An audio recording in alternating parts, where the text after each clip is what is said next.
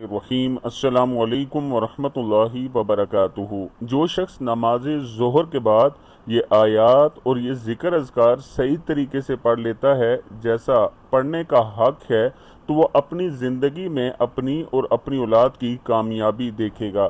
یعنی ان دعاؤں میں استغفار بھی ہے، ان دعاؤں میں آپ اللہ تعالیٰ سے مانگ بھی رہے ہیں اور ان دعاؤں میں آپ اللہ تعالیٰ کا شکر بھی ادا کر رہے ہیں۔ جب آپ اس طرح کریں گے کہ اللہ سے مانگیں گے بھی صحیح طریقے سے، اللہ کا شکر بھی صحیح طریقے سے ادا کریں گے تو اللہ پاک عطا کرنے والا ہے۔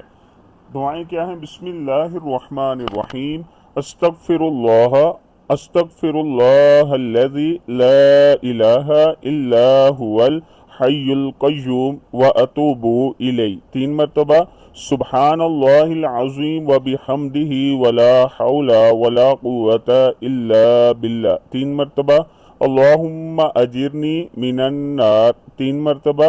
لا الہ الا اللہ وحدہ لا شریک لہ، لہ الملک ولہ الحمد یحیی ویمیت وہو علی کل شیء قدیر۔ بسم اللہ الذی لا یضر مع اسمہ شیء فی الارض ولا فی السماء وہو السمیع العلیم۔